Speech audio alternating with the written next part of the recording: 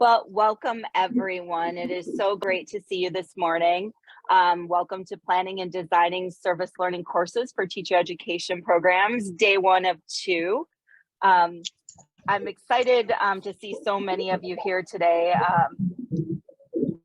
It's always a little nerve-wracking when you send out a free invitation and you hope people will actually show up. So thank you again for joining us. My name's Amy Muirs. I'm the CEO for the National Youth Leadership Council. I have been a nonprofit leader for 20 years this year with NYLC. I consider myself a youth advocate. I'm a strong supporter and believer in youth voice, youth engagement, youth empowerment. I have spoken nationally and internationally. Most importantly, I'm a wife, a mother of 2 amazing grown children. One's an engineer, one's a plumber. My son was in the military, he was a Marine. I have 2 amazing nieces and 2 amazing nephews, wonderful parents, and some great friends, including Shira Wolf-Cohen, who is our co-facilitator today. I've been sitting on our city commission in the city of Brooklyn Park, where I live, the Community Long Range Planning Commission. So really looking at how to advance some strong strategic goals across our city. I got my master's degree in organizational leadership at Regis University in Colorado, and I have a really strong desire to be a servant leader. So I work really hard to do that. It's not always an easy path, but that's where I really put a lot of my work and energy into advancing servant leadership. That's a little bit about me, and I'm excited again to have Shira here with me today. Good morning. Thanks, Amy, for the introduction. Just a little housekeeping, Amy, when you get a chance, can you make me co-host so that I can manage any background noise and things? That would be awesome. All right, well, good morning, everyone. As Amy mentioned, I am Shira Wolf-Cohen. I'm a co-founder of Innovagus. I'll tell you a little bit more about Innovagus in a little bit, but just a little bit about me. I have had a relationship with the NYLC for about 23 years. I started my career as an AmeriCorps member before stepping into the classroom as a math teacher. And in that, I discovered service learning. And so I have served as a math educator, I've served as a dean of students, and I'm a school time provider, a vice principal, a principal. And then in 2020, I stepped out of my principal role after a decade and stepped into being a business owner of a consulting company called Innovagus. In all my time in K-12 leadership, I taught adjunct. So I have been teaching education courses for teacher education programs for over a decade. And most recently, when I stepped out of being a school principal, I've been able to take on student teachers from 2 different organizations, 2 different higher education institutions. So I work for Holy Family University, and I also work for University of Phoenix. And so I'm very excited to be here with you to tell you a little bit about Innovagus, to share some of my knowledge and experience in integrating service learning into teacher preparation programs. So welcome, very excited to spend the next 2 mornings with you all. So just quickly, just an overview of our 2 days together. Today, we're going to take a deep dive into the service learning pedagogy and process. Look at some of the impacts of service learning. We're going to hear directly from some young people about their service learning experiences. And then we're going to talk about service learning by design, a backwards planning process for getting to student outcomes in service learning. And then in day 2, we're going to do some simulations for service learning. We're going to talk about service learning and teacher preparation. We're going to develop a course syllabus and then look at some entry points for teacher education programs. So hopefully by the end of these 2 days, we will have an education course plan that promotes service learning as an instructional strategy. It'll include topics and content, objectives and assessments that support service learning in K-12 classrooms. And we're going to have learned how to integrate service learning into higher education coursework to model effective implementation. So again, these 2 days are really focused on developing highly effective service learning strategies to promote service learning within teacher education. We always like to start out and just share norms for how we can best all show up over the next 2 days. Again, having microphones muted when you're not speaking is really encouraged, just to reduce that background noise so everyone can hear. We love, again, faces. So, you know, if you can turn your cameras on, if you're comfortable with that, we really encourage it. We hope that you'll try to be present in the moment, really engage in the conversation. This is not a one-way delivery of information. There's so much knowledge in this space with all of you that we really encourage you to be present and engage. Use the chat, ask questions, raise your hand, use those reaction emojis, and of course, embrace the diverse backgrounds and experiences that everyone is bringing to this table. So, you know, we'll revisit the norms again tomorrow, but like I say, we really encourage you to stay engaged and be present over the next 2 days. Then I just wanted to share a little bit about NYLC. So we actually turned 40 this year. So we are celebrating 40 years as an organization. And our mission is really to support young people in creating a more just, sustainable, and peaceful world. And how we do that is through service learning. We really want to see all young people be those civically engaged and informed global citizens who are using their voice, their knowledge, and their experiences to make the world a better place. So we train young people directly to help them become civic leaders in their communities. We have a Youth as Solutions program that supports young people through training, providing grants and resources to lead them through a service learning experience, while simultaneously supporting their adult educators, whether that's in school or out of school, through professional development and resources. We look to improve instructional strategies that support and empower students by providing resources, professional development, training to school districts, educators, after school spaces, as well as state level systems. We work with community experts to help young people see career pathways through their service learning experiences.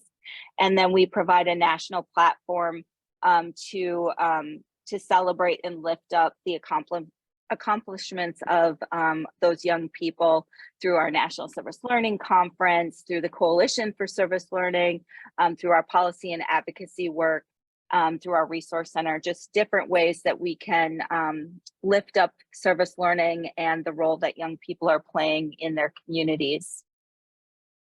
And so then I'm going to ask Shira to share a little bit about Innovagus. Well, thanks, Amy. So Innovagus is an education consulting group.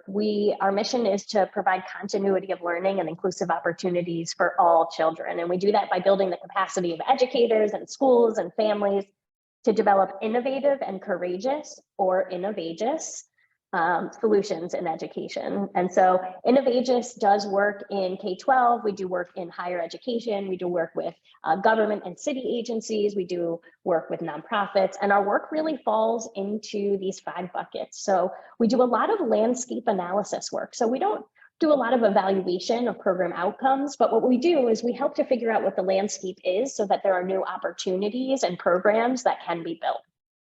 We also work with organizations to do system and program planning, everything from developing new curriculum and developing coaching systems for teachers to doing things like systems for technology infrastructure. And right now we're in deep on figuring out like Google versus Outlook with a school. So we do a lot of system planning. We also work directly with families. So we work directly with families to offer virtual parent cafes, but we also work with schools to really build their capacity to serve families. So serve families through sessions, serve families through resources. And so we're really working directly with those adults. And then we do professional development. So this is in the realm of a lot of the work that we do around inclusivity, culturally responsive teaching, instructional practices, preparing teachers, career pathways. So lots of different areas. And then lastly, we work in technology infrastructure. I know it sounds strange, but Ben YLC can tell you that we do. And we do a lot of technology infrastructure work with organizations who need to align their systems, who need to have better security, and to really make sure that what we're doing in our technology supports our programs and systems and our mission. And so excited to be here. Obviously today falls in our professional development bucket. And so excited to work with teacher educators, higher education programs, community-based programs that support future teachers to really think about where we can move forward with ensuring that service learning is a strong instructional strategy. One thing I'll also name is that Innovagus and Amy and I have been working together for a few years to implement the instructional leadership certificate program, which is like a 64-hour course that we do with instructional leaders to really hone in on service learning, not as an extracurricular or as a choice or as something that's fun, but as really an instructional strategy. So Innovagus is located in Philadelphia and the Maryland, DC area, but we also work all over the country. So right now I'm actually coming to you from one of our clients, Girard College, which is a boarding school in Philadelphia for underserved populations. So here I am today. So thank you for all being here, and feel free to check out the Innovagus website, and happy to connect with you about other things. So thank you. Awesome, thanks, Shira. So you had a chance to meet Shira and we want to just take a few minutes, just a few minutes for you all to meet each other. So I'm going to send you into breakout rooms, into groups of about 3 to 4, just because of numbers. And I want you to share your headline. So who you are, where you work, why you're joining this session for 2 days, how you're feeling today. So get to know each other a little bit in your groups, and then we'll come back out and you can just type your headline in the chat. So I'll send you out, and I'll send you a notice when we're going to be wrapping up, but just a couple of minutes for each of you to share. Okay. Here so we'll bring it back in about 10 minutes. So that's about 3 minutes a person. Perfect. Yep, about 10 minutes. Bring them back in 10 minutes. Here you go. Have fun meeting. There we go. Now we're getting everybody. I hope you had the opportunity to meet someone new. We'd love for you to share your headline in the chat so that you get to meet other folks. It's always really fun to be able to have a moment to meet new people and to connect maybe with some folks that you haven't been able to see for a while. So go ahead and share in the chat. And as you do that, I am going to welcome Lucy Payne. She's the Associate Professor for the University of St. Thomas. She's also on the board of the Minnesota Professional Educator Licensing and Standards Board. PELSB is much easier to say. And so Lucy, thank you so much for joining us today.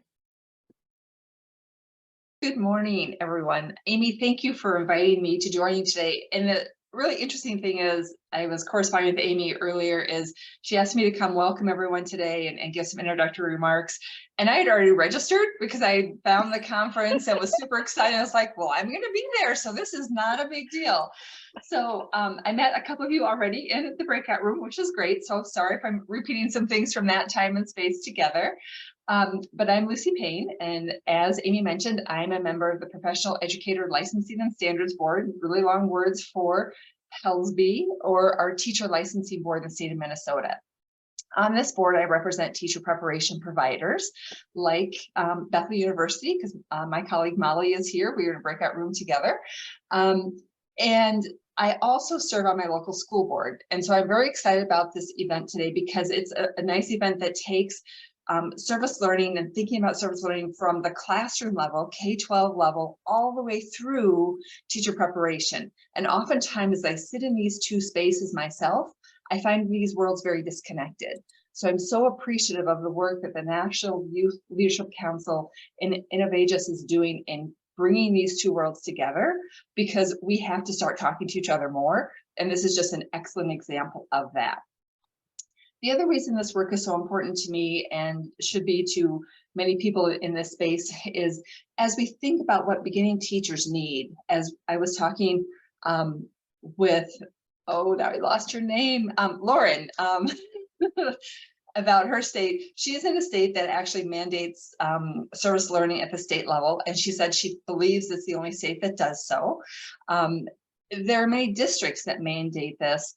And we often, as we think about that, teachers need to know how to implement service learning. It's different than community service. And so in the state of Minnesota, way back in 2001, we came up with a group of standards that we call the Standards of Effective Practice, or the SEPs. And these are the basic standards teachers need to know when they walk into a classroom. And as we think about those, we didn't touch those, address those very much until very recently. So they're initiated in 2001, and finally in 2019, that Pellsby decided that we need to update these. We had some very good advocates. Some of those folks are in the room. Amy was part of this group. Joe Nathan is in the space with us. They began advocating to Pellsby to make change in these standards, that teacher preparation must include service learning. And so we did. We made a change in these standards that does not go into effect until 2025. And this is why I'm glad colleagues from Minnesota are here with us today, because starting in 2025, there's a standard that reads, the teacher understands the value of and knows how to implement instructional approaches that integrate real world learning opportunities, including service learning, community-based learning, and project-based learning into instruction. So this will be required of all teachers in the state of Minnesota starting in 2025. We do have providers starting early and getting started on that before then. And as that comes into play, every teacher prep provider in our state will be required to document where this happens, where this is learned in their program, and where it is assessed. So this is huge for us. And I'm very excited because this was an opportunity to see how it plays out from teacher prep down to the classroom level. Through the experience of working on these standards as a state member on the Pellsby board, Joe Nathan and Amy and others shared with us not only the research base of why this was important for all our students, and I'm not going to read you the research, you can look that up, I'm sure it'll be part of the presentations today, but also they shared a lot of really good real world examples happening right here in my state of Minnesota. I'm sure you have similar examples in all of your states as well. But it's so important that we see the impact of this work, and that impact to students' lives is what will keep them engaged in education. And I feel this is a really important piece. And again, I just want to thank you all for being here, because I know the work we'll do together will make a difference. And the work of Amy and Innovatus and the National Youth Leadership Council to bring us together, to learn together, because we have to start looking at education from the K-12 through the teacher preparation space. And looking at the agenda for the next 2 days, we will get to do that together. So thank you so much for putting this work together for us, and I look forward to learning with you all over the next 2 days. Thank you so much, Lucy. We really appreciate it. It's so exciting to see Minnesota leading in this space, especially NYLC's been, we were founded out of the University of Minnesota. And so to be a national leader in service learning and now see it really, our roots are here, and to see it coming to fruition is amazing. And then to have $1 million allocated for service learning in K-12 schools in this legislative session is really exciting as well. So, it's all coming together, which is wonderful. So we're going to get into a little bit around the impacts of service learning through the voices of young people. So I'm really excited to welcome Zara Ali.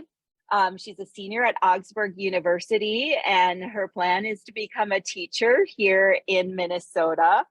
We have Bella Sullivan. She's a senior at Colby College, and her plan is to take my job. So I'm excited for Bella and Zara to be joining us. And then we also have Kalik Rogers.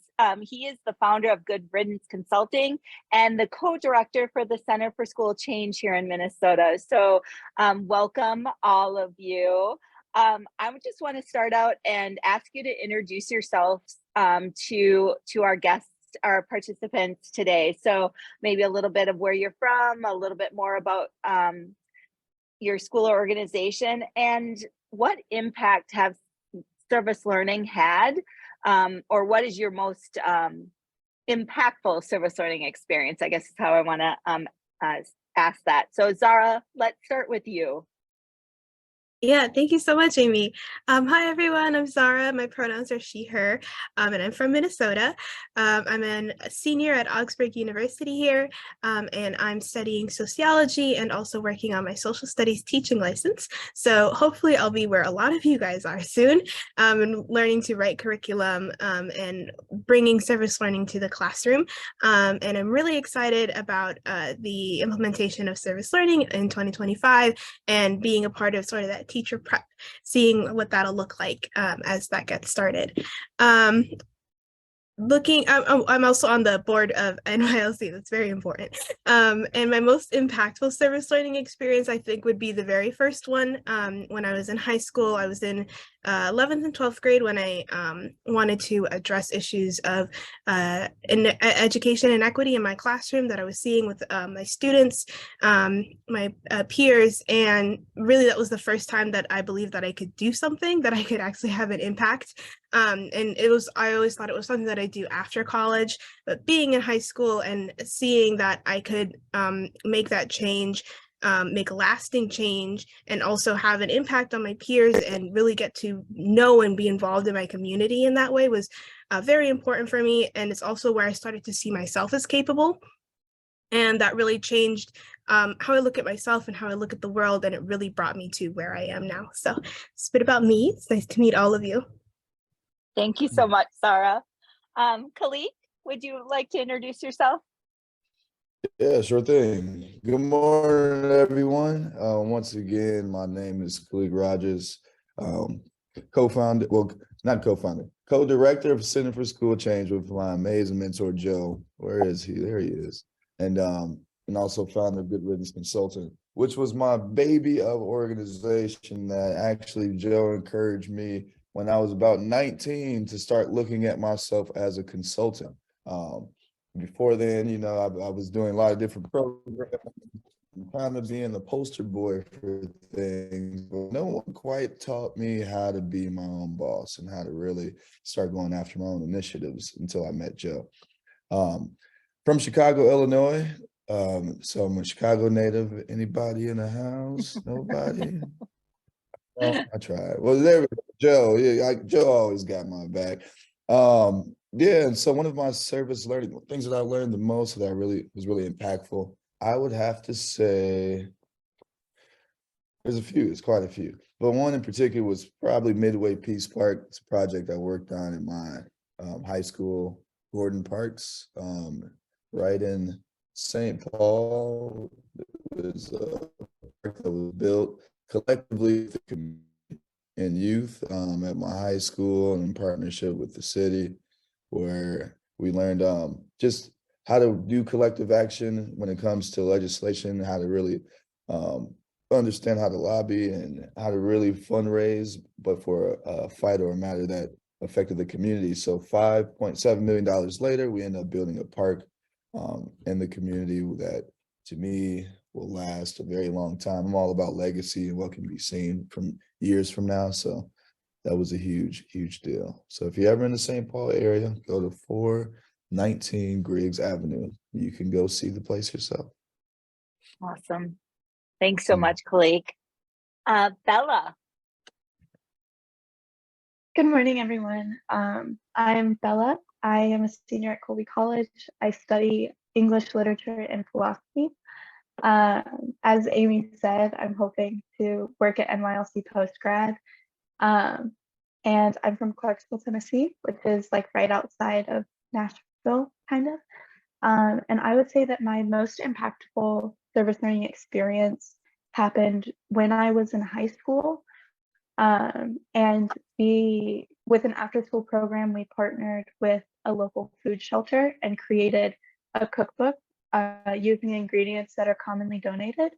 And I think that that experience was so impactful because it really followed the service learning framework to a T and kind of showed me each step and why each step is so important, and how a program like that and an experience like that kind of builds upon itself as you go along with it.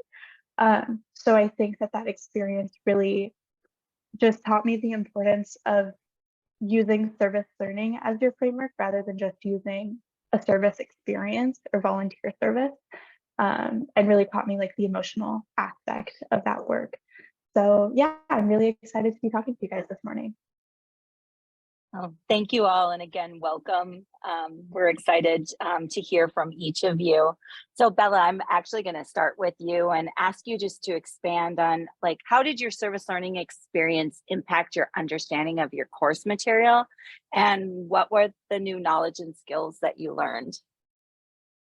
Yeah, so from the specific experience that I mentioned, it wasn't a part of a course, but my answer is still the same, because in service learning experiences I've had that are part of coursework, I have similar takeaways.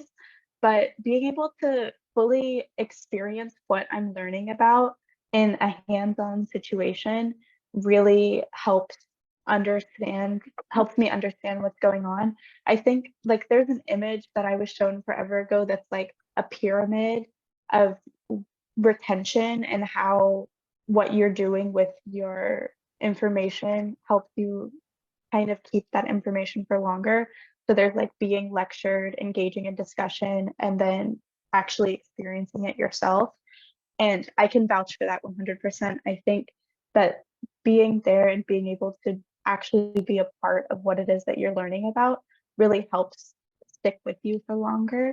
And then in a more social sense, it really helped me become more comfortable with reaching out to people outside of my core community and being able to engage with experts in the field, not in a way that is so much of a power imbalance. It feels more comfortable and easier to kind of reach out to experts as they are my peers in a way, because the service learning framework is so adamant on youth adult partnerships, and being able to create those partnerships and create the confidence to engage in those partnerships as a young person, I think was really, really important for me.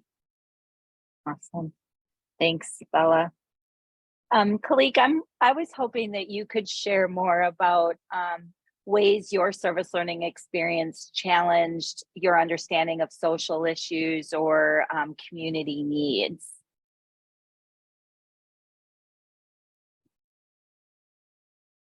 Did we lose Kalik? That's me speaking without There we go. the mute on. I promise I've done Zoom before, y'all. I would say what really changed my perspective is, I had read a lot about people who did like social movements and service learning and things just in different ways, how it showed up, in ways that they can better their community. But I didn't often see that within people in my age group having the actual experiential learning process of doing that and getting into their community, until I went to Gordon Parks High School, where it's more project-based, or how do you get involved with the things that are affecting your community, how you can be a change maker in that process. And I didn't recognize that for me, I could do that at a young age. I didn't have to wait until I was, in mid-career, or wait to give back at, once I was already deep into what I was passionate about, if I could ever find that. But I recognized once I started doing service learning and working with the community and doing these different projects, that I could start seeing a broader vision of my possibilities. And I started learning what my gift was during that whole process. Didn't know I was a public speaker like that. Didn't know I can go and move people in different audiences and go to the legislature to talk to senators and, and do all this different kind of work that led us to things that we're doing now. All those moments for me were just me taking a leap of faith, hoping that I could be useful. But in that pursuit of fighting for something bigger than me, I started really seeing that I had a calling in this kind of work, which led us to one of our recent wins where we got $4 million to get allocated towards youth learning trade programs and building homes for homeless youth and families in the state of Minnesota. So all those things back then, I didn't necessarily think they'd lead this far, but it gave me a fire and a passion that has lasted further than now, because I still have energy and ideas of what's next. So that's my answer to that. That's awesome. I really appreciate that continuum that you talked about. It's like, yeah, when you find that passion and have a way to really affect change, it's a lifelong investment. So thanks, Khalik. Zara, I would love to hear kind of how service learning has contributed to your overall college experience and your understanding and the value of experiential learning. Yeah, so I started my freshman year of college was in 2020, so middle of the pandemic, and I don't quite live in the same city as my school, so I was really separated from my college community for the first 2 years. And once it was safe enough to start going back and building those relationships with my community, it was really the skills that I learned through service learning that helped me be able to do that. Building communication and understanding and sympathy, and learning how to be vulnerable and connect with my community in the Cedar Riverside area, which is where Augsburg is, was very important to me. And then as I started to do more classes that had to do with my education and the sociological part of my degree, I saw and recognized in my class that a lot of that stuff was talking about the people in society and the issues of society sort of as theories and as a separate thing, but coming from that place of having experienced service learning and having that constantly in my head, I sort of approached it as this is something that's really happening right now, and rather than sitting here and reading these books about it, maybe we could be talking to real people who are experiencing these issues today. So part of that turned into getting even my professors and my other classmates involved and introducing them to local leaders in the community and connecting that to my curriculum. And as Bella mentioned earlier, that experiential learning really makes all of it stay with you much longer.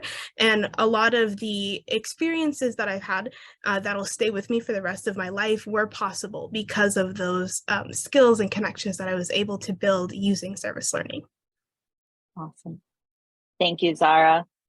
Khalik, I'm going to come back to you and ask, how has your service learning experience, I think you've spoke to this a little bit, but influenced your future goals or aspirations? And how do you plan to continue engaging in service and community involvement? Yeah, I would say, service learning for me, it made me look at how big of a world it is. And not just how big of a world it is, but also knowing that we can make changes, in our own backyards. For me, it was always that concept of waiting on Superman to change something, right? And for me, as I was sitting as a student, I didn't feel activated doing the packets and reading these big textbooks when I'm reading about people who took risks, who did challenging things went not necessarily against the grain, but went outside the box to find solutions to problems. Yet I was sitting there just learning about them, not doing nothing different. So when I got the opportunity to actually start activating as a student, that for me changed my experience to the point I wanted to learn how I can help other students get these experiences, which is what really took place in me starting Good Riddance, working with Joe for all these years. And we started embarking on just different projects. One of them was youth homelessness, which was a big deal to me. And what I really love about service learning is that we also work with the demographic of people that we aim to help and aim to work with. And that changed the perspective on how the solutions we thought of as we were creating these learning opportunities is that we were designing solutions with the students and with the community that was most affected by these issues. And for me, seeing what that can do as an impact in our community, made me want to see how I can not just work with the people here, but start really seeing who understands service learning nationally and even internationally to see how big of an impact we can make across the world. So now, after coming back from like a huge conference that we were in Austin, the National Charter School Conference, and to see so many people have been doing this since before I was alive. They had celebrated Dr. Howard Fuller, who had 60 years of service. And I couldn't really see past where I was at. Like I knew I was going to do more things, but to see that, oh, well, you've been doing this for 60 years and you ain't got tired yet. He's 82 years old. So I'm like, oh man, I got a long ways to go, but I'm excited because I have so many, I wouldn't even say allies. I got so many co-conspirators who are ready to get their hands dirty to do this work too. So that's my thoughts. Definitely a very supportive field out there, that's for sure. Zara, would you be able to speak a little bit to at Augsburg, like where could or does service learning fit into your teacher education program? And where do you see opportunities for service learning within teacher education? So I wanted to start by just really saying that Augsburg has some really fantastic education professors. And the first thing that one of them told us is that we have to be building connections with students, and we have to be meeting students where they're at. And really one of the issues that I started to see with that right away was, well, we don't really know where our students are at sometimes. And as I started to go into my student teaching experience, and I was in a classroom and I was trying to implement a lot of the things that I was learning, I would go back and in part of the process of service learning is reflecting, right? So as part of my reflection, I would be sitting there and thinking, am I really connecting with the students, or am I worried about all of implementing all of these other different parts? And I had a connection with a student at the time who was Somali American and had recently come into the country. And I had a conversation with her where I was communicating the lesson that I was teaching in Somali. And that was really, really impactful for me. And I went back and shared that experience with my professors. And from there, we started talking about, well, what did that look like? And how can we implement something like that in our classrooms? And in that discussion, I was really thinking service learning would be a perfect way to do this. And I feel like a lot of the groundwork is already there in building that social and emotional learning and looking for community connections and looking for that depth of understanding, and for students to get something real out of their education that will last past a test. And all of that has to really connect with what we're trying to get at with service learning. And so there were like constant points in my classes where I wanted to like point out that, oh, this would go really well with this stage of service learning, or this would go wonderful with, this is a great opportunity to connect students to a local business and give them this real life opportunity. And there are some programs that get kind of similar, like AVID, some of you might know, where we bring in community leaders and we bring in other organizations to do some of that introduction to what's going on in their community for the students. But I see a lot of opportunities to bring service learning into the teacher prep programs, and I'm really excited to see where it does get implemented. Thanks for sharing that, Zara. I think, we often see lots of opportunities for service learning. And so hopefully through opportunities like these, we'll be able to encourage even more people to see those opportunities. So my last question, Bella, I'm going to give you my last question here. Can you talk about, did your service learning experience provide any insights into the ethical considerations or dilemmas associated with your chosen field of study? Like, how did your service learning experiences impact or make you think differently about your chosen field? Yeah. So I think that my service learning experiences have taught me that everything is related to perspective and accessibility. And I am studying in two fields that are very historically not accessible, and have not been accessible for a long portion of their history. And so I think by engaging in service learning, it's given me a chance to see how we can take these things that kind of have the bars up around them and how you can use service learning to kind of get rid of that obstacle course that's surrounding these different fields of like academia. Yeah, that's really all I can say about that from my own personal experience, but I think it's important nonetheless. Thank you. Thank you all for coming in, sharing your perspectives, sharing your experiences with service learning. I'm sure if anyone has would like to reach out to any of these amazing young leaders, I know that they would welcome the connection. But thank you to each of you for coming today and sharing with us. I'm going to go ahead and share my screen again.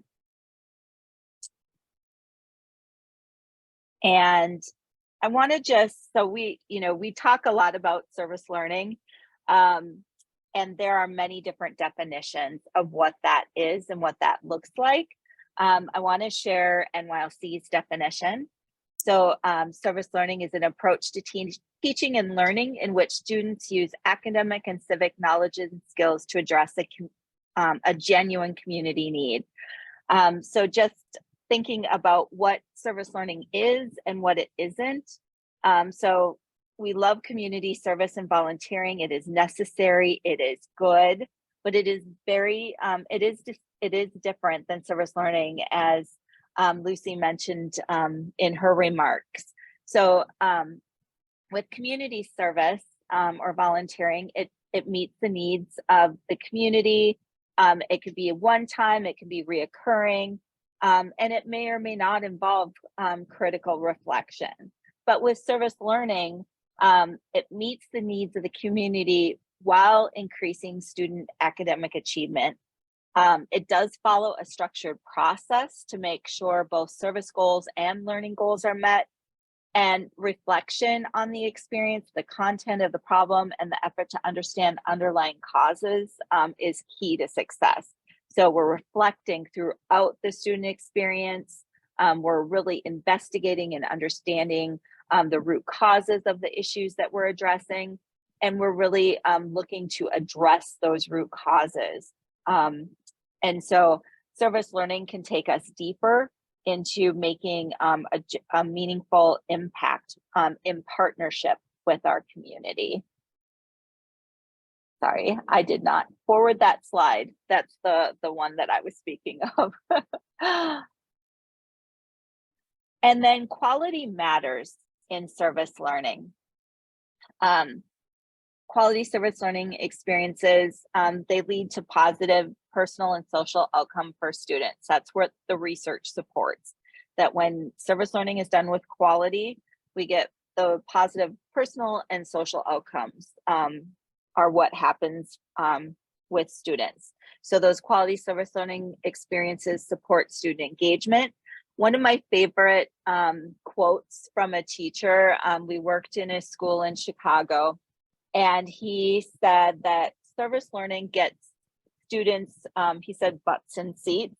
So service learning gets students in their seats, and when they show up, I can teach them. And quality service learning instruction is accomplished through incorporating the service learning standards for quality practice, which I'll touch on more in a moment.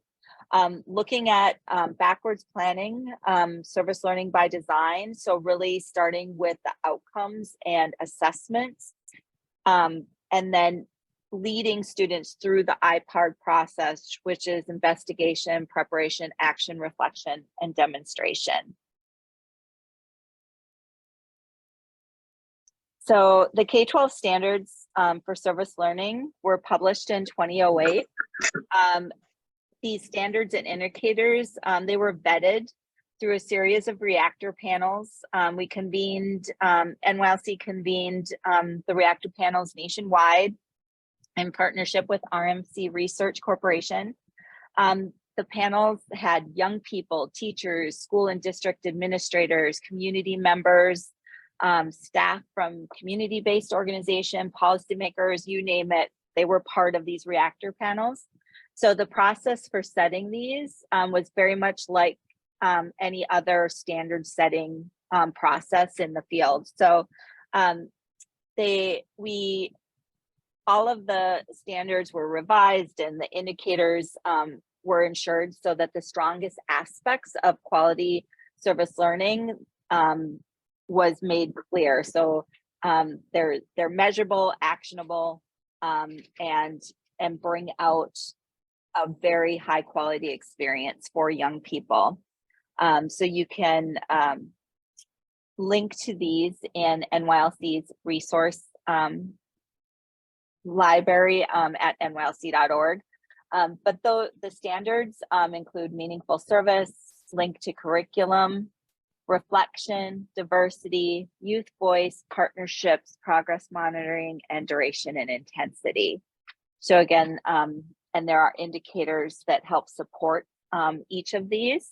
We know that it is extremely difficult to be at a high level at all times with all standards, but the more these are incorporated, the better outcomes we have for our young people. And then we're going to dig deeper into this after a break here in a little bit, but service learning by design or backwards planning. In 2017, we published a book by Dr. Sue Root called Service Learning by Design. And so again, it's based on Understanding by Design by Wiggins and McTeague. And it focuses on the student learning and understanding process for service learning. So we're looking at identifying outcomes, determining those acceptable evidence, leading students through the IPARD process, and then self-assessing, and ideally incorporating youth into all of these stages. But the service learning experience is in the IPARD process. So you can see here, again, in stage one, there are, whether it's academic, civic, social, emotional, 21st century leadership skills, we want to understand what it is that we want young people to learn through this service learning experience. And then we're going to identify what are the artifacts of learning, what are the formative assessments, summative assessments, how are we knowing that students have gained the skills, knowledge that we set out for them to achieve through this service learning experience. And then at the end, what worked, what didn't work, what's next, really reflecting on service learning as an instructional strategy, as well as the student experience and the experience of our community partners. And all of that is centered around the IPARD process, which is the student experience. So that investigation and planning and preparation, then they take action, they reflect, and then they demonstrate. And throughout the IPARD process, students are reflecting. I think what I appreciate most about this graphic is that the actual action, the service aspect, is the smallest piece of the pie. So the learning really comes through the investigation, the planning, preparation, reflection, and demonstration. The action, while important and helping them connect with community and build that desire to be of service, the service piece the learning takes place around and through the service piece. So we're going to do a little group activity. Like I said, there are many definitions of service learning. Your campus or institution probably has its own definition on the website. And so we're going to take about 15 minutes.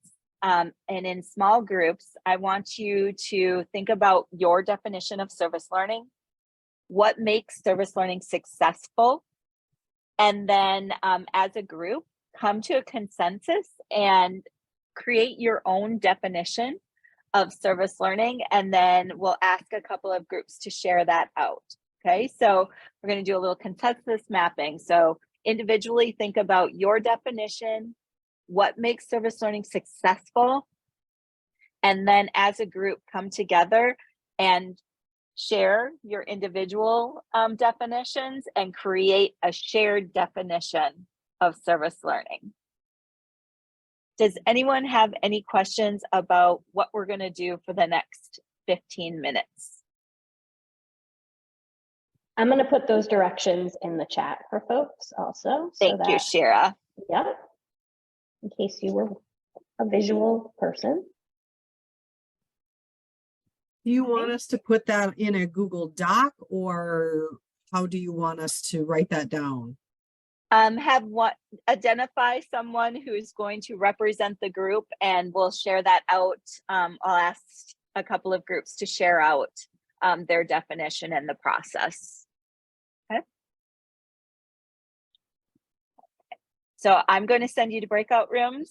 We'll come back together at about 23 after the hour, and we'll do some group share out. Okay.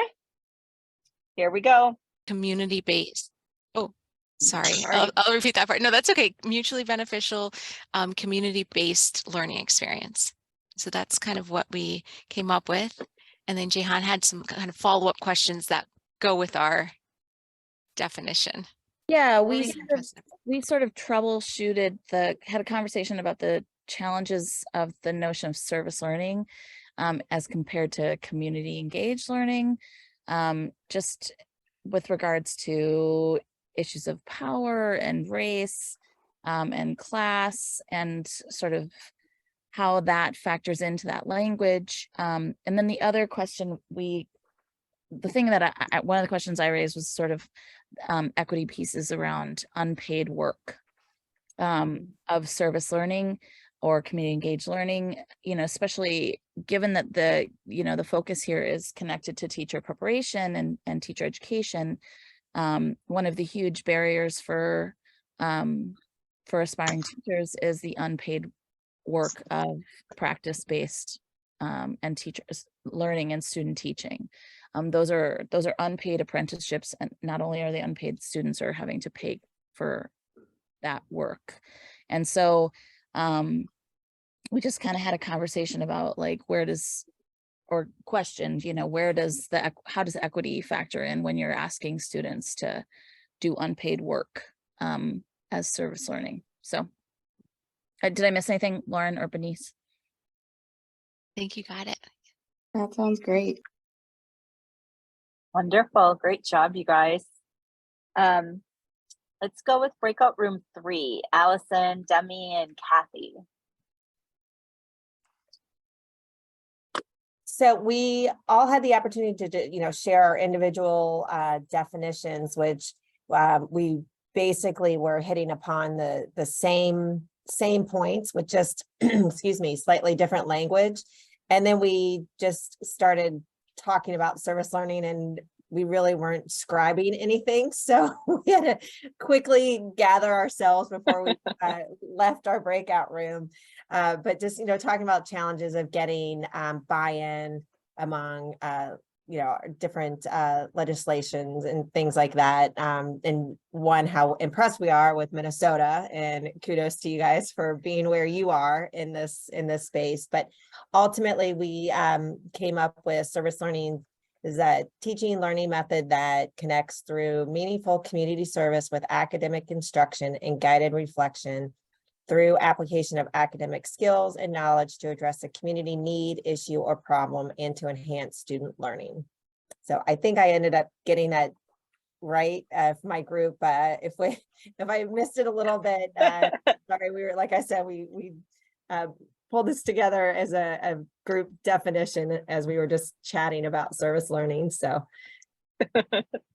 well, Kathy gave you the thumbs up, so I think you did it. It looks like you got all the words in there. That's wonderful. Thank you, Allison. Let's go to room 5. We got Emma, Molly, and Patrick. This is Molly, and I was our note taker, and I didn't get it all written down because we were having such good discussions. I agree with everything everybody has said so far, especially the mutually beneficial, which wasn't in the NYLC definition, but we like the NYC definition, and we like IPARD process, which I had not heard of before. And so we would add in the definition, the investigation, planning, action, reflection, demonstration, all of that. We really like that. That seems to be completely based off of Kolb's experiential learning model. So that's all research-based. And then finally, we would also add experiential learning in the definition so that it's really, really clear that experiential learning, we feel, is the umbrella over service learning. And we would agree with that because all of actually our founding was based on an experiential learning model, youth camps. So it was all very experiential learning when we first started. So absolutely. Thank you. Thank you, Molly. Room 1, we got Amber, Samantha, and Lucy.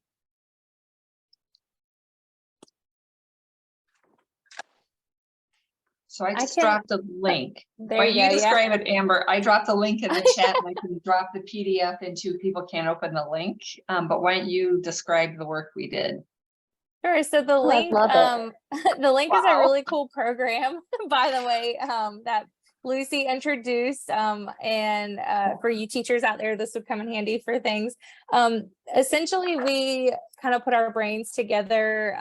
We have a university person, and then we have actual like community person, and then I was a former classroom teacher, so we had quite a few hats in our group. But essentially, our flow chart, it describes our definition. So this service learning would be a method to help teach students about engaging in the community by increasing awareness of community challenges in order to increase civic engagement. And this would then promote inquiry-based learning, which is student-led learning, and problem solving. Therefore, students would be allowed to use their voice, and so making their youth voice very well heard in their community, and experience different methods of engagement. And then as they reflect upon their project or upon their service learning activity, we're hopeful that this will really create solid citizens for our future, because we felt like that was the ultimate goal for service learning, is to really enhance our future citizens and give them the tools that they need to help make their communities better. Some things that we have at the bottom that would really be needed to make it successful: you need support from your administration if you're a school teacher, and or like a director if you're in a community organization. And then you would really need support from the community. So whether that be the town council or the county commissioners, however you work it, if you don't have a community opportunity that is going to support it, then you can't really get engaged in the community. The other thing as an educator is being able to provide educators tools and resources in order to make this happen. So that's really needed to make it successful. And then of course, student buy-in. If you don't have student buy-in, they will not be engaged, and it won't be quite as successful as you would have hoped it would be. So those are our things, and definitely add anything I missed if my group has anything. So Well, what an amazing visual, and we all have a new tool to play with. So, or at least I have a new tool to play with. Thank you guys. That's wonderful. We have one more group 4, and that was Bob, Jalen, and Joe.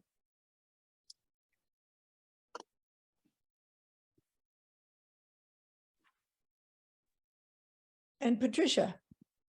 Oh, and Patricia. Sorry, Patricia. Sorry. We looked at and strongly endorsed the NYLC definition, which is in the chat area. I think there's a huge and fascinating overlap between the visual that this previous group provided and what is on the NYLC. Patricia emphasized that, and she can certainly speak for herself, but she emphasized the importance of curriculum, that there needs to be a strong curriculum. Several people mentioned the importance of youth voice and youth actually helping to shape this. We talked about how much time would be actually involved in the service versus the preparation, and we agreed, I think, that it would vary from project to project, but we really liked the NYLC definition. I just want to say one other 30-second thing. Several of you have mentioned Minnesota, and we appreciate the conversation, but I want to have a real shout out to Professor Payne, who I think is an incredible resource for other states and obviously NYLC as well. But we've had conversations with a number of other states, and there are a lot of national reports now calling for service learning and calling for civic education. I've talked with legislators in other states. So if you all are interested in trying to do more in some other states on this, please let us know. And I say we, a group of us, are very, very interested. There is a national group, Amy may want to talk about this later, but there is a national group that's actively promoting civic education legislation. And that was just adopted here in Minnesota. But there is a national group that's been funded to work with local states on various states on it. So anyway, more about that later. But want you to know that there is this is an idea whose time, in my opinion, has really come not only here, but throughout the country, and indeed with delighted that we have an international representative as well. Thank you, Joe. Thank you, Group 4. Great job. So I know it has been about an hour and a half. We want to make sure that everyone has the opportunity to get up, move around, get away from your screen, grab a cup of coffee, whatever you need. So we're going to take a 10-minute health and wellness break, stretch break. So we'll come back at 1:45 for whatever time zone you're in. So 10 minutes, come on back, and we'll take a deeper dive into the backwards planning process. Okay. We'll see you all in 10 minutes. I want you to think about, what does service learning instruction look like on your campus, right? So not just in the teacher education programs or in certain courseworks or certain departments, but like, what does service learning look like? And then how similar or different is it than it might look in a traditional K-12 classroom or K-12 school? So I really want you to think about your own experience and how it looks versus what you think it might look like in a different setting. So we're going to give you about 3 or 4 minutes with one partner, and want to make sure that you have a chance to share. So Amy, would you be able to set up some breakout rooms to send them out? And I think literally 2 or 3 people per breakout room. Okay. Any questions before we send you out for 3 or 4 minutes tops? Everyone gets a minute to share. All right. Just give me 1 second.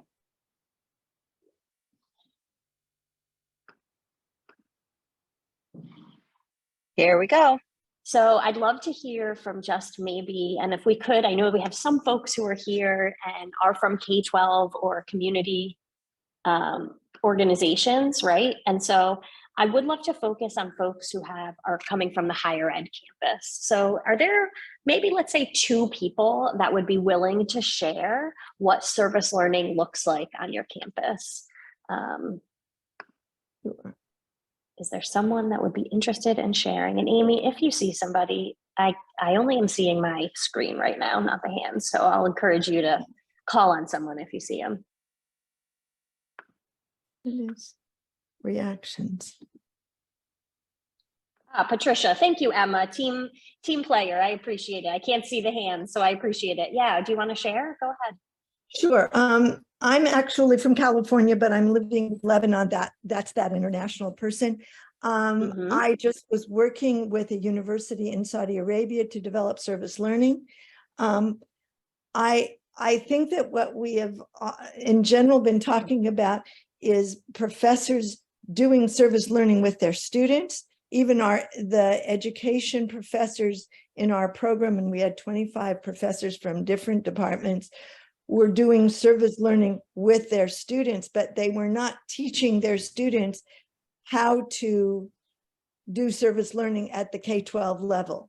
And I think that in my understanding is what we're hoping to do through this NYLC training session. How do you get beyond teaching professors how to do service learning to teaching professors how to teach teachers or future teachers how to do service learning? And that's first of all, I guess you have to have them do service learning once. You can teach people to do service learning, but that is, in my view, one of the kind of bridges to achieve.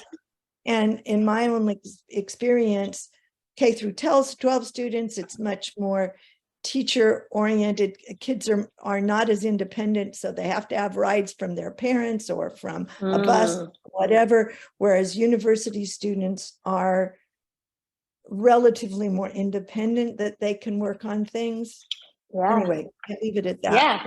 No, I think the important point I think that you made is that you made a lot of important points, but the most important point when I think about the reason we're here is that there is a difference between engaging students in higher education or future teachers in doing service learning and teaching them how to use service learning as an instructional strategy. And you're spot on. And tomorrow's session is very much focused on how we build that pathway, how we make sure that it's not just about engaging them, but also teaching them how to use it. And so I can promise you that we are heavily spending a lot of time on that next tomorrow. So I appreciate that. Thank you. And then let's hear from one more other person. I see Kathy, you have your hand up. Yes, thank you. And I agree with a lot of that Patricia was saying. So at the University of Georgia, we have a lot of service learning. We have a huge office of service learning, lots of courses. In teacher education, we tend not to have as much because a lot of times people view that as, oh, well, you're already going into the field, you're getting the experiential learning. And it's like, but that's not teaching the service learning part of how to lead K-12 students in service learning. So that service learning is the vehicle for learning. So I've done it. I got resistance from cooperating teachers, mentor teachers, because they didn't want, they couldn't, or they didn't feel like they could make the time for my students to implement service learning in their classrooms. And so got lots of pushback. So I kind of let that go and just focus mostly on my graduate level service learning course, where teachers are choosing to enroll in the course because they want to learn about service learning. But I do see, Patricia, a lot of those same kinds of differences at the university level. The professors have the academic freedom to make requirements, have students do certain things. They have mobility, the students do. And I think a lot of times at the K-12 and the P-12 arena, teachers feel restricted. They've got pacing guides and state testing and administrators who may not be supportive, or parents who push back, or all of those things. And as I shared with someone in an earlier group chat, you see, I'm at the University of Georgia, so I'm in the state of Georgia.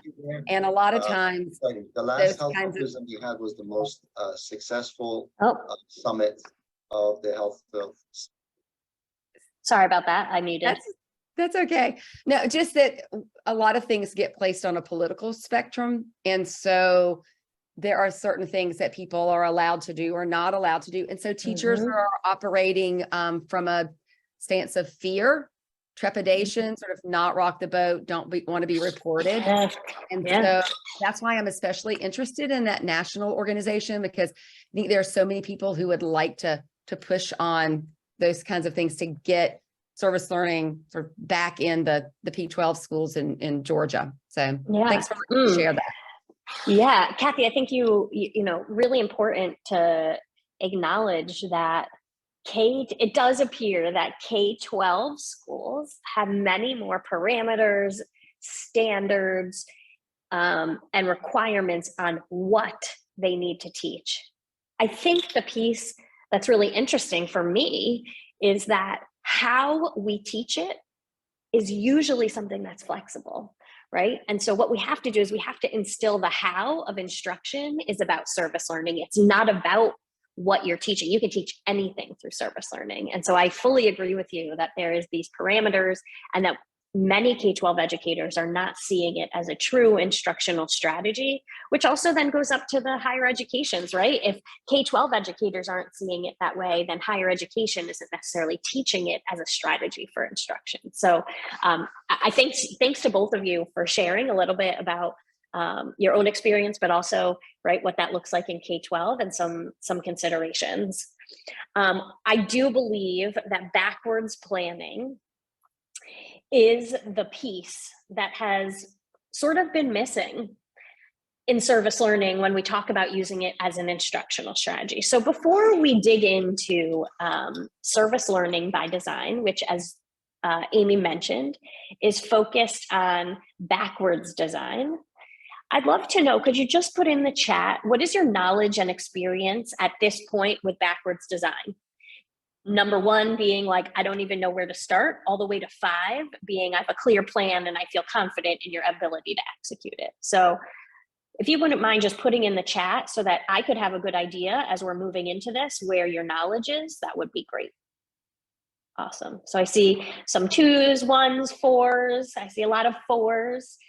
Some people are new, and that's amazing. Okay, so we have people all over the range, and I want to encourage you while we're talking to definitely,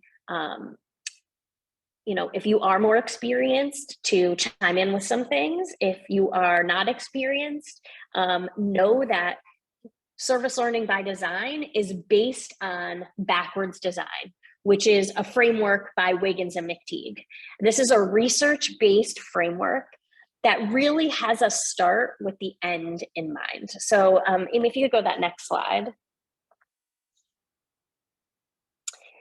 So backwards design has been adopted by the NYLC and morphed a little bit into service learning by design, which is basically taking high quality service learning practices and implementing it into a research-based framework that shows that there can be outcomes that we reach, right? Which I think is the mismark a lot of times in service learning.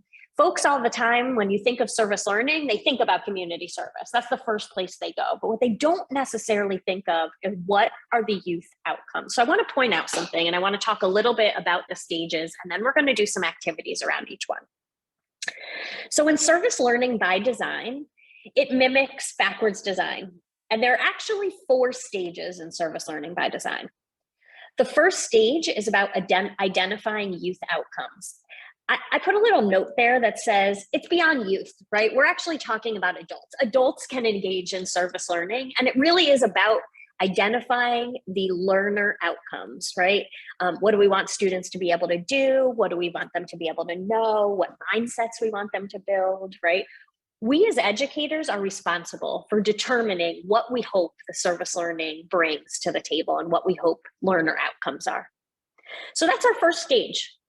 In stage 2, we have to determine, okay, once I know what they're going to be able to do and what they're going to believe and what skills they're going to have, then we actually can determine acceptable evidence. We can determine what is the thing that they're going to do or create or present so I can make sure they hit those outcomes. The third stage is around the IPARD process. So Amy shared that IPARD process, and that IPARD process is part of service learning by design, but it's in stage 3, right? Once as the educator, I've decided what those youth outcomes are going to be, what the acceptable evidence is going to be. Now it's time to facilitate service learning, right? This is where the youth voice comes in, and this is where the choices come in, and this is where they're preparing and investigating, right?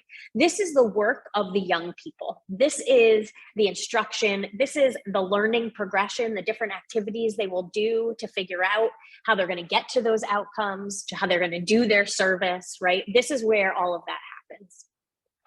And then in stage 4, we self-assess, right? We decide, what is it that we did really well? What do we need to improve upon? How can we make this better for next time, right? We really focus on that self-assessment. And this is the overall service learning by design structure. Amy, if you go to that next slide. Thank you. All right, so I guess, this is just another image. I like it because it also explains service learning by design through this little flow chart, right? In stage 1, we need to ask ourselves, what will we be able to do by the end? We, I mean the students, right? They're really saying, like, what is it that students or young people or adults or learners will be able to do by the end? How will we know that they were successful? What inquiry and action needs to take place to make sure we get to those anticipated outcomes? And how did we do, right? And these are the key parts of service learning by design. So let's go ahead and dig into each one. So in stage 1, it is really about identifying the outcomes. These could be things around academic standards. They could be things around civic education or engagement. It could be social emotional learning. It could be teacher preparation requirements, right? But we as educators, as the leaders, we actually need to decide what is it that the outcome is going to be from this project or from this experience. And I actually think this is maybe where K-12 educators go wrong, because when service learning is something extra, we just go in for it. We just jump into IPARD. We don't say, here is my class. I am a 7th grade math teacher. I am going to be identifying statistics for my students as a core area. And now I need to figure out what that experience looks like so that they can learn those skills, right? Many teachers are not thinking about that when it comes to service learning. And so when we identify the outcomes and the desired results, we think about 3 things. We think about what they know. So what are they going to know? What increased knowledge are they going to gain from this experience? What will they be able to do, right? What new skills will they have? What new behaviors will they have? And then lastly, what will they believe, right? How does this experience going to impact them as people, right? On their values, their beliefs, their ethics, their relation to our mission of our program, but right? How do those beliefs happen, right? And so we want to make sure that when we're thinking about the outcomes and the results, ideally we think about all 3 of those: know, do, and believe, because that's what leads to lasting change. But it's okay if you start with, I want them to know this thing by the end of the experience, or I want them to do or have these skills by the end of this experience. It is okay to start with one piece of that, right? And so us as educators need to determine what those desired results are. Amy, you can go to that next slide. Okay, so here's, I think, where the key parts come in. And I think here's where your expertise comes in, right? When it comes to K-12 education, we name this, right? We named in K-12, there are math standards, there are social emotional standards, there are career standards, there are English standards, right?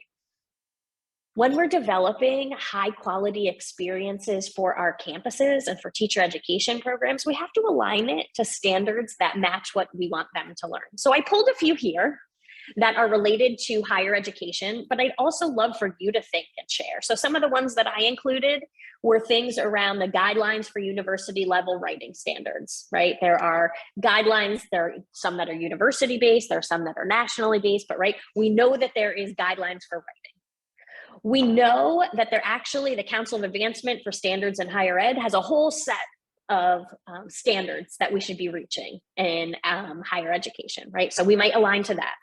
We might align to teacher preparation program quality, right? So this is actually, that little image that's here is one from Pennsylvania. So right, in Pennsylvania, quality teacher preparation programs have those things that are in that image. And there are standards that are And so as a professor, when I am trying to figure out how I'm going to engage my learners in service learning, I really need to think about what they're going to gain that's important to my coursework, right? And so I love to ask, who here has standards that you all aim to teach to or aim to incorporate that are part of higher education? So is there anyone here that would be open to sharing what are some other standards that you have to reach? And you can unmute yourself or you can put it in the chat. But when you are on your campus, when you're thinking about higher education, what standards do you often lean on?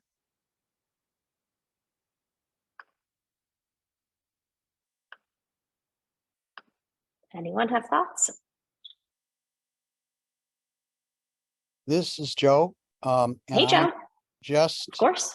Typing in here that the Humphrey Institute, which is a graduate school at the University of Minnesota, created a system or a institution-wide service learning program, and it was and is selected by, I think, the majority of the students. And the way it works is that the faculty has identified a series of outcomes related to research skills and group process skills, because the Humphrey Institute has learned that its graduates really need to have both research skills and group process skills. And so over the last 15 years, maybe even 20 years, students, as a part of their graduation requirement, have done a research project in cooperation with a community organization. So whether it's a local foundation, or whether it's the Minnesota Rural Education Association, or whether it's an advocacy group, or students with a faculty advisor meet with these community organizations. And by the way, this can be applied to K through 12 as well. We have examples of what I'm just talking about in K through 12 schools. But students meet with a local organization and say, the students meet with a local organization which has identified some research it wants done. I love that. Negotiate with the organization, the Humphrey Institute students negotiate with the community-based organization about what are the key questions to be asked and answered, how is the research going to be done, what's the timeline, what are the outcomes, and so on and so forth. And all of the IPAR standards are incorporated into this, but it starts with the faculty have identified that whatever the capstone project is, here are certain key things that we want every capstone project to include. Love that. Great example, right? The higher education students they're working with these organizations, they're practicing their research. They also are really leaning towards high quality research and building those research skills. Joe, I wonder, do you know if those research skills is there some standards that it's based off of, or is it based off of like best practice from the group of educators and them coming up with the criteria, or do you know if there's like a higher power that's guiding that practice? It's a great question, and I'm sorry, I don't know the answer. That's okay. But I do want to comment very briefly on an issue that Professor Beaton, I believe it's Professor Beaton, raised about equity. And I know that there has been and is an ongoing discussion at the Humphrey Institute about the students having to pay to do this. And this is this is a graduation requirement as an option. But I want to emphasize and underline the point that you made about low-income students, and this takes time. So that's a real issue, and I'll say more about that later on today or tomorrow. But I want to identify, underscore, and agree with that point. Service learning needs to be structured in ways that all young people, regardless of their economic situation, can participate in. Absolutely. Thank you for sharing that. I also noticed Samantha, and this is another great example. In higher ed, or really in any organization, sometimes the standard comes from the money, right? So a lot of times we get grants, and a great example is I'm currently working on writing with a nonprofit here in Philly, a grant that focuses on reducing gun violence and violence prevention. And we are using service learning, but we need to use service learning to meet the criteria for the grant and the outcomes that the grant wants, right? And so that's another great example. Maybe it's not a national standard of learning, but is a requirement or standard of outcome that is associated with a certain grant funding or a program or things like that. So great. And then I see Kathy put the middle school standards, right? The Association for Middle Level Education Standards, and like using those standards when you are working with teacher educators. So, right, there's lots of different standards, and those standards could be related to teacher education. They could be related to funding. They could be related to specific content. I actually think we just heard 3 great examples of that, right? Content being research. How powerful is it that in a research methods class that you actually get to work with a nonprofit who might not be able to afford a research assistant or someone like that, right? To help spearhead that and provide real life context to their work.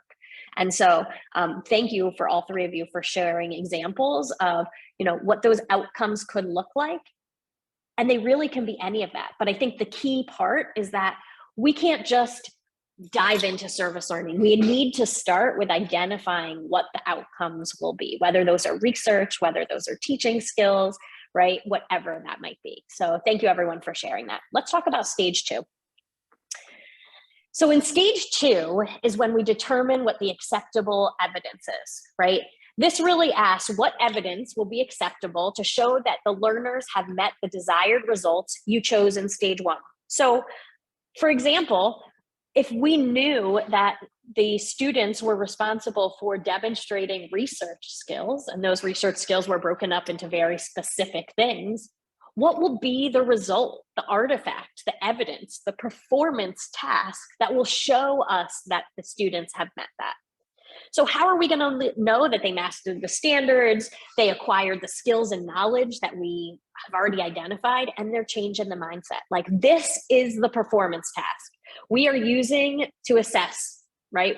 We don't just say like, oh, I'm not sure how they're going to show us, but we identify it ahead of time. We identify that there's going to be a research report, that there's going to be a presentation, that they're going to have spreadsheets and graphs and color coding, and they're going to use like SPSS, right? Like, there's going to be a lot of things. We have to decide what those things are, and then what is going to be the assessment or the final performance task that they show. So let's go to the next one, because we're going to get some input from you guys. So I'd love for you to think, and Amy, I can put these in the chat. I'd love for you to think about, how do you assess learners? What are ideas? What's your most common or your most creative performance task that you have asked students to participate in, right? And no, I'm not talking about a test, but I'd love for you, I'm going to put in the chat a link to Mentimeter. If you click on that link, it's going to take you to a screen that looks like this. And I'd love for you to take, let's all take 2 minutes. And in that 2 minutes, you have up to 5 blank spaces where you can list what are the strategies that you use for final performance tasks or assessment with learners. Okay, so go ahead, take 2 minutes to do that. While you're entering, Amy, you can actually click on that second link in the notes, and that will actually show them the live responses as they're answering. I see lots of presentations and videos and arts and poem and teaching a lesson and pre and post surveys and designing a project, right? Like, so many great ideas, right? The ideas for performance tasks can be endless. And I think if we default to a test and an essay, right? There are places for tests and there are places for essays, but us as the educators need to figure out what that final performance task is, right? So we want learners to be able to identify and tap into their research skills to support this organization in determining their next strategic plan, right? And we will know that they did it because we have a final strategic plan that they have contributed to, or that they have a research report, right? We have to figure out what those things are going to be. And so, Amy, if you go to the next slide, I have more examples. So again, I think you all came up with a lot of these, right? These might be a capstone project or an experiment or a project or a final product, a presentation, an essay, right? Like building something. So it can be something that they do with their hands. It could also be a video diary or a podcast, right? But the way that we have them show what they know is something that we need to decide. And what I also tell folks is that it doesn't have to be one choice. So actually best practice might be to give a few choices or say, here are some of the final outcomes. Here's what it needs to include, but you could do it in a podcast or you could do it in a presentation, right? Like that could be up to them. But for us, we really need to decide what are the things they're going to show in that final performance task. All right. So I want to point out, I think it's interesting because the IPARD process in an ideal world will have very deep youth voice or student voice, learner voice. I think it's really important to know that backwards design and service learning by design is an educator tool, which means that stage one of identifying the outcome and stage two of determining what that evidence looks like is up to us as educators. This is what makes service learning by design different than just jumping into a service learning project or experience, right? Because we as educators are being super intentional about the way that we choose what people are going to learn and how they are going to show us. And so I like to pause here and just say, like, stage one and stage two are your moves. This is not for young people. This is not for the learners. This is where we as educators say we know we need to have outcomes on this thing. And this is how our learners are going to show us, right? And so these are our educator moves. And so I always like to just pause here and say that, because I have seen scenarios where like teachers are bringing people to the table to talk about like students, to ask them like, what do you want to learn out of this experience? And that's not what this is. There's going to be lots of unintentional learning. This is the outcomes that we are identifying, that we know based on our course or in our project, right, that they have to achieve. And so again, stage one and two are educator moves. All right, let's dig into stage three a little bit. Okay. So stage three, as we mentioned, is the IPARD process. The IPARD process is the process of the learning progression, the activities of service learning. And it starts with kind of the following. It starts with investigation, right? And so I'm actually going to walk you through a higher education teacher prep example in a little bit, but I just want to make sure we pause and talk about each of these stages. For investigation, this is really where we identify what is going to be the genuine need that we are addressing. This could happen through readings, it could happen through interviews, it could happen through research, it could happen by getting out there in the community, right? But even if we choose what the outcome is, we still need to make sure that our learners are having a chance to investigate the cause. We then move into preparation and planning, right? This is where, with the team that they're working with or on their own, our learners are creating a strategy, right? A strategy for making change. What do they need to do to get there? What plan or vision should they have? What are the action steps they need to take, right? And how do we make sure that they're doing all of those? Again, that's a part, I'm not coming to the table and saying, in order to achieve this thing, you have 5 steps you need to take. We're bringing it to the team and we're saying, you now know what you're going to achieve. You now know what the need is. What do you need to do to address it, right? And so they really work together. I think, Joe, this is where you were talking about that process, right? And so I think this is where that process comes in. This is where the opportunity to work with people. This is the opportunity to brainstorm ideas and prioritize comes in. Once they have a plan and they've really built up all the skills and all the preparation and the templates and the actions, now it's time to act. Whether that is through direct service or advocacy or philanthropy, whatever that might be, this is where they are doing the service. They are acting. From there, they have a chance to reflect, and actually reflection can come in all stages, right? You notice that reflection happens both in the IPARD process, but it actually happens in backwards design as the last phase as well. right? And this is where we have a chance to think and talk and write and discuss what has happened in our experience and reflect upon that. And then lastly, we have demonstrate and celebrate. This isn't necessarily a pizza party, but I'm not opposed to celebrating a little bit, right? But this is a chance to show off what they have done. This might be going back to Joe's example around the research and the young and the working with the nonprofits. This might be where they have some sort of nonprofit, expose, and they all have a chance to share their experiences, or each student has a chance to report, or we hear something from each of the nonprofits about their experiences, and then we hear from our learners, right? But this is a chance for us to really, demonstrate what they've done and celebrate their accomplishments, right? And so the IPARD process is a key part of this. And this is where our learners' voices, right? This is where their voices, this is where they're guiding the actions. This is where they're taking charge. This is where they're working with their peers. This is where they're outreaching into the community. This stage 3 is when all of that happens. All right. Stage 4, we're going to do some exploration here. Stage 4 is on self-assessment. I put this quote up here because honestly, I don't know if there's a better way to explain this, but to say, like, we do not learn from experience, we learn from reflecting on it. And so we reflect with the learners during the IPARD process. We also reflect at the end of the whole experience, both as educators and incorporating the learners. And we can do that in a lot of ways. We could do that through surveys. We could do that through discussions or mind maps or journals or photo essays. There are a ton of ways to reflect and to self-assess. So I want to give you a few minutes on your own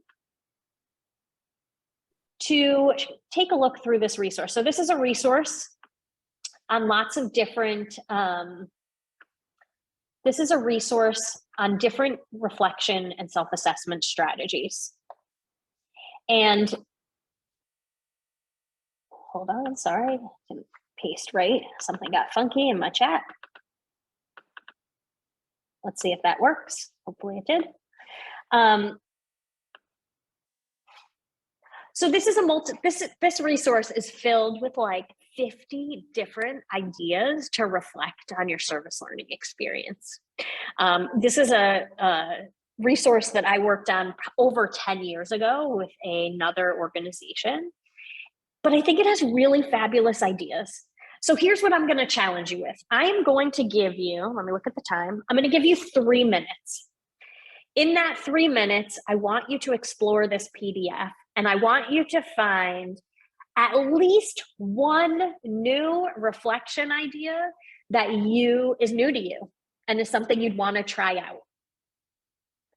Once we do that, we are actually going to go into some breakout rooms. So I'm going to give you 3 minutes on your own, and then I'm going to give you another few minutes in a breakout room to share which was the one and open up the document together and look at them together. So I'm going to give you 3 minutes on your own, and then we're going to put you in some groups so you can have a chance to look together and share which ones are of interest, because in 3 minutes, you will never get through the entire packet. Any questions? All right, Amy, let's give them 3 minutes, and then let's gear up some breakout rooms with maybe 3 or 4 people for 5 minutes after that. All right, team, welcome back. We know. There's always so much that people want to talk about in the sessions. And so we want to give you a chance. I'd love for folks to either unmute or put in the chat. Was there a session here, a type of reflection that was new to you or something that you would like to try? So you can either unmute yourself or you can just put it in the chat. Our group talked about, I found one towards the end because I was scrolling really quickly through the titles. That was about game show and like turning the learning into a game show, which coming with a group of like very competitive kids that I work with, like doing like a game show aspect might be really fun, learning for them. And we all kind of talked about that too. Is that like doing like those little game pieces could be really good reflection. But then we also talked about that could be like good learning like throughout, but we also talked about having some sort of reflection at the end. And I was thinking about I told them about this app that I heard about called POV, where you can set it to take pictures at, like, people that are participating can take a certain number of photos during an event, and then you can see all the photos at the end. And we were talking about like putting them all together and making like a timeline, like a visual timeline, and then we could have like an open house or something, and people could like see, or the kids could reflect and add their own captions of like, this is when we were doing X, Y, and Z. And so I thought we had a really You just named like 5 different ideas, but they're all awesome. I also love the timeline one. It is one of my favorites. I see some other people in the chat putting things like casting director, field guide. One of my favorites, I see Joe also wrote like talking to reporter. The kids love that, doing a news report. The budgeting activity, there's also a menu, which is one of my favorites, right? Like, what were the appetizers? What were the main dishes and the desserts of this experience? Hearts and hands, right? Like, there are so many. Yeah, and I thank you, Allison. There are some great books, great group reflections as well. So I encourage you, this is a great resource. We just shared it with you. So obviously save it to your drive or however you do that, so that you can use it in the future. Because I think a lot of folks, when we think about self-assessment, we automatically go to surveys, discussions, journals, but there are so many other opportunities. And really, if we want our learners to be able to display their talents, their creativity, their authenticity to the way that they learn, we have to give them some new choices and some things that are going to excite them, right? And so I think that these are some great strategies for that reflection and self-assessment. So thank you, everyone, for really sharing some of those ideas. Yes, and also I agree, Joe, like YouTube videos, podcasts. I will say this document is a little dated. It was made over 10 years ago. So there are probably more ideas that we could add to it for now as well. All right, so we are getting ready to wrap up our session, but I thought, like, I want to tie this together. We just walked through the backwards design process. And so I want to give an example of service learning by design that could be in a teacher education program. In fact, I have specifically engaged in this one as well. So you'll hear about several of my experiences. This is one of them. So this experience starts with identifying the outcomes, which were really that the learners will understand the role of language development in early learners. So this was actually part of an early literacy course. The learners will be able to develop specific learning objectives for teaching early learners. The learners will gain an understanding of the needs of families in their community, and that the learners will use creativity and communication skills to develop resources, right? So this was really focused on both learners learning the early literacy skills and writing objectives, all the way to them getting involved in their community, possibly even changing their mindset around what their families need, and you really using those soft skills, the creativity, throughout the process to create something that is a resource for them, right? Those were the outcomes. We knew that the acceptable evidence would be to reflect on the resources that they developed for families through a formal journal entry that had accompanied parameters of what needed to be included, right? And so that journal reflection accompanied the resource that they created for families, early literacy resource. And the journal reflection had to demonstrate the knowledge of early language development, the specific elements of a learning objective and examples of that, and reflection on what they learned about family, culture, and background, right? And so in addition to turning in at the end the actual resource that they provided for families, they also are turning in this journal entry, which gives further explanation and insight into the connections that directly link to the learner outcomes. Lastly, we facilitate the IPARD process, right? And so in the investigation, they're exploring key research-based articles on language development. They're participating in a community day with their local school. They're interviewing families and kids, right?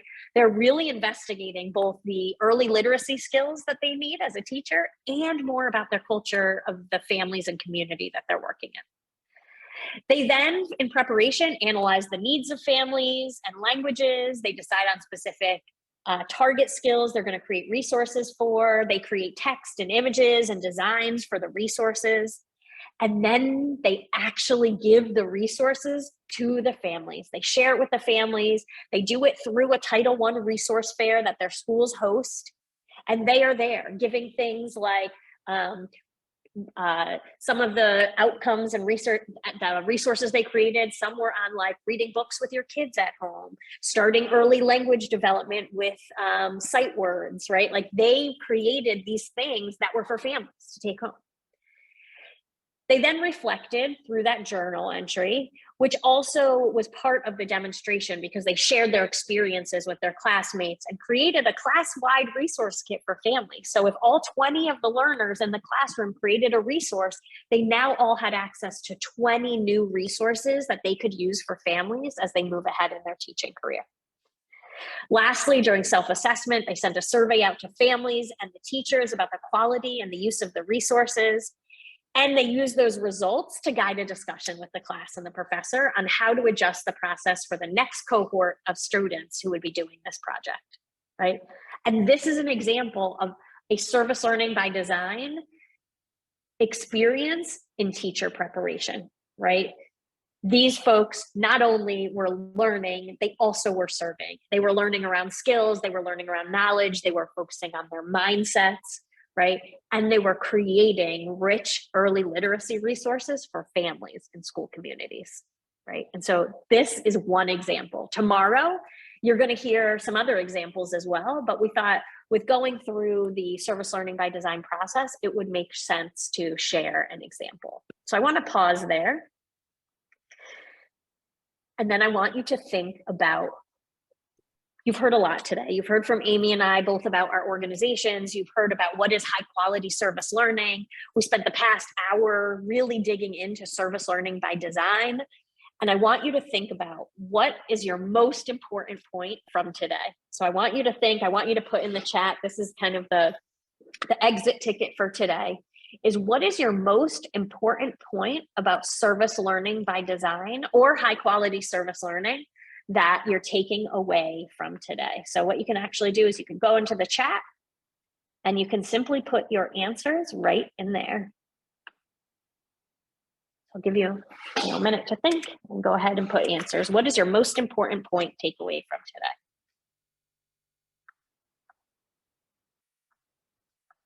Yes, self-assessment can be more fun than just paper. Yes, educators need training on how to actually implement service learning. Yes. What else you guys got? Yep. Lots of valuable information. So many allies and advocates around the country. Yeah. Right. We don't have to do it alone. Hopefully you also walk away from this today with also having another network and group of people that you can continue to work with. And so as you're closing out and as we're closing out today, we want to recognize that today, the focus was very much on understanding service learning and starting to think about how that gets applied in teacher preparation programs. Tomorrow, we dig deep. We dig deep into teacher preparation programs, what service learning integration can happen, what we need to develop a syllabus, where does a course go, what happens if we don't want it to be a course, what are other options, right? But how are we teaching future educators about how to use service learning as an instructional strategy? And so that's going to be the focus for tomorrow. And so we will start at 9 a.m. Central Time tomorrow, same time as today, same link as today. And we hope that you all, in addition to your main points, most important points, we see great resources, we see evidence of impact, see not adding it as something extra. We see can't identify one. There's so many new resources, right? Start with the end in mind, right? Lots of great, most important points. I hope you take those most important points forward with you today and join us again tomorrow so that you can, I think little preview says that our hope tomorrow is that we walk away with a deeper understanding of how service learning can be in teacher education programs, but we also are going to walk away with some ideas for syllabus if you want to have a standalone course, and some different ideas and even more examples of how service learning happens in a teacher preparation course. So on that note, we want to thank you. We see some comments about slides and all that good stuff, yes, we will make sure that there'll be a recording. We'll also make sure that you have a PDF of slides, things like that. So we will make sure that happens after our final session tomorrow. So thanks everybody, and we look forward to seeing you in the morning. Thank you all. Have a great rest of your day. Thank Take you. care, everybody.